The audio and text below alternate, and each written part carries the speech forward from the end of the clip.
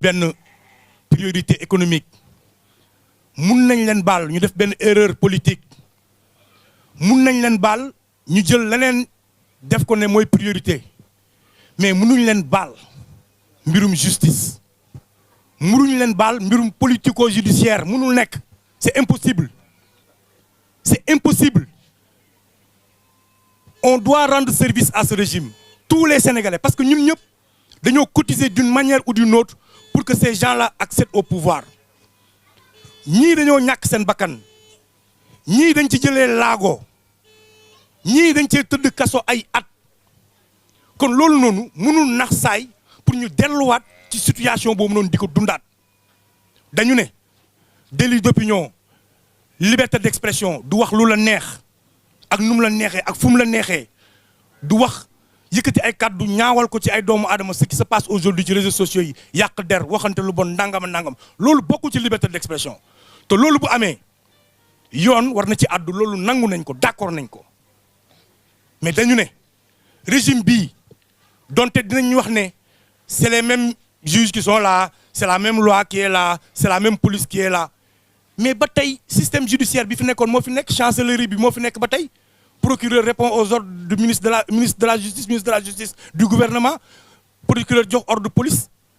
mais loolu mënuñ ko seetaan c'est impossible mënul nekk on a même vu le ministre de l'intérieur génn di toog di défendre li ñuy woowee la loi Ousmane Ngom qui interdit systématiquement aux Sénégalais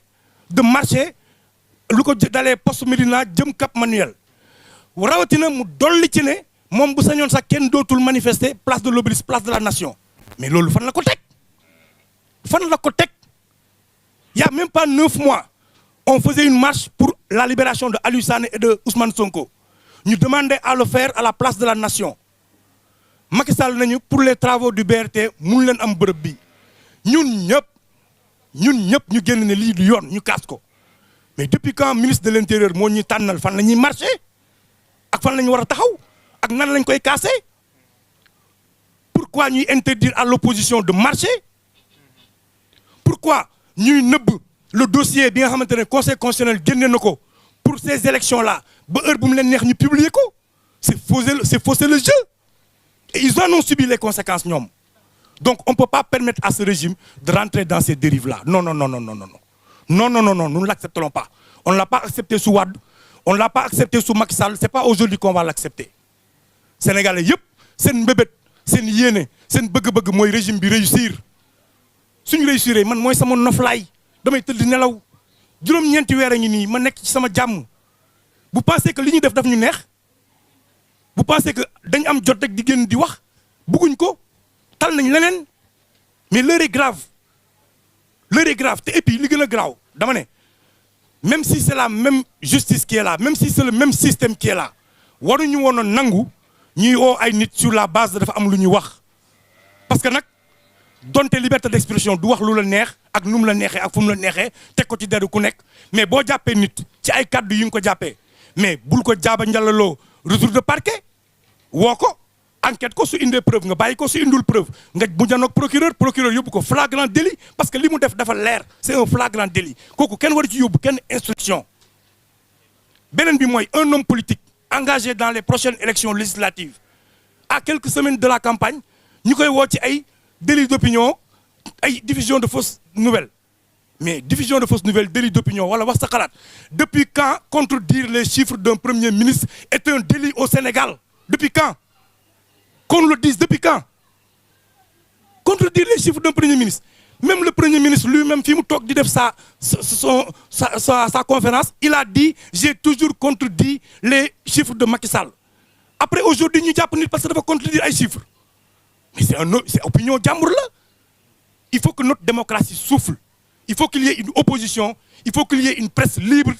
il faut qu'il y ait une société civile il faut que les gens wax seen xalaat mais nañ ko wax ci nu mu war a nekkee nañ ko wax ci anam bi mu war a nekkee que les gens respectent les gens ça c'est un appel que je lance solennellement à tous les Sénégalais respectons-nous nañu bàyyante yàq der nañu bàyyante waxante bu ñaaw nañu bàyyante uññante yenn suture yi tey waxante dëgg nañuy waxante dëgg te bàyyi caaxaan bi que la presse prenne ses responsabilités yéen ñëpp xam ngeen fii ban presse moo fi nekkul di def liggéey bu baax il faut faire les assises de la presse pour que presse bi waxtaan seen biir xam lan moo nekk le problème qui gangrène dans leur domaine. Opposition bi def la même chose société civile bi def la même chose gouvernement bi defaraat taxawaayam parce que loolu lañu leen sant dañ leen a sas yónni leen te yàkkamti leen. Les chantiers sont énormes. Les chantiers sont énormes. Les chantiers sont énormes. Et sincèrement, en tant que Sénégalais, je suis de tout cœur pour que nous réussir. C'est mon souhait. Parce que moi, je suis un yaram. Moi, je suis un noflay. Moi, noflay, tous les Sénégalais. Yalla nañu réussir cette mission. Parce que si nous réussirons, dañuy nekkat ci mbedd mi di xeex parce que loolu suñu ADN la suñu deret la nekk dañuy xeex ba keroog ñuy jëm ndox di jeex parce que loolu la ñu gëm. Il y a même pas 9 mois, on était ensemble sur le terrain di xeex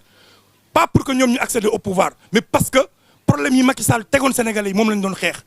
ñoom bi ñu accéder au pouvoir ñun delluwaat nañ ci suñu li ñu xamante ne moom la ñu xam muy suñu combat citoyen mooy defar ay école mooy changer ay espace libre mooy waxtaan ak maire yi waxtaan ak député yi dem ci gox-goxaat yi ñun loolu lañ bëgg di def tegal suñu projet teg nañ suñu projet Caribou ci yooyu lañ bëgg di nekk bëgguñu nekk ci ay yii nii waxanteeg yii nii vraiment. C'est dommage, mais ça a été une décision impopulaire que d'arrêter des gens comme ça à tout bout de champ sur des lois. C'est liberticide. D'accord ou pas? Monsieur le gouvernement, d'accord ou c'est une décision.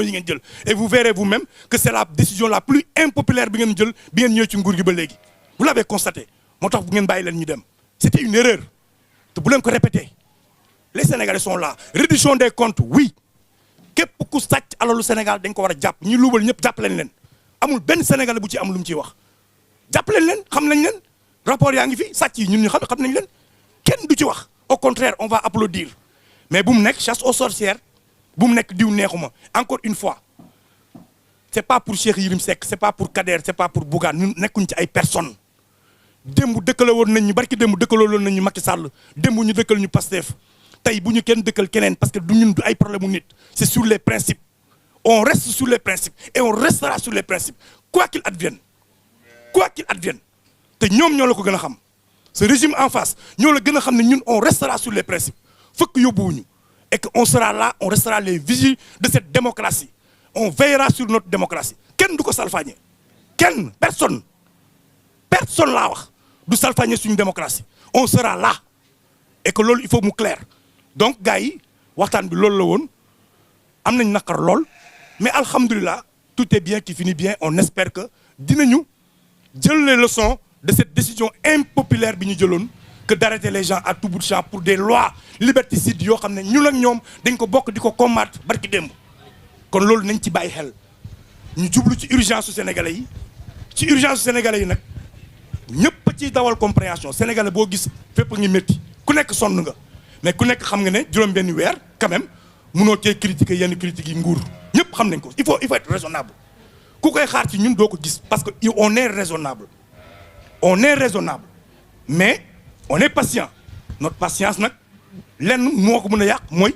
des questions de liberté, ça, on ne l'acceptera pas. Parce que les questions de liberté, aussi bien que les lois soient là et restent et demeurent, Bassirou Diomaye, son premier discours, il a parlé de lanceur d'alerte. Que de mettre une loi, c'est un autre pas vers les libertés. Def assise de la justice ñu jox ko rapport nit ñi amaat beneen yaakaar kon su nekkee ne ay loi la yu ñu war a voté nañ ca gaaw su nekkee ne ay changement la yoo xam ne décret moo koy def nañ ca gaaw waaye justice bi dañ ko war a coppi justice aux commandes du pouvoir dafa war a jeex ci réew mi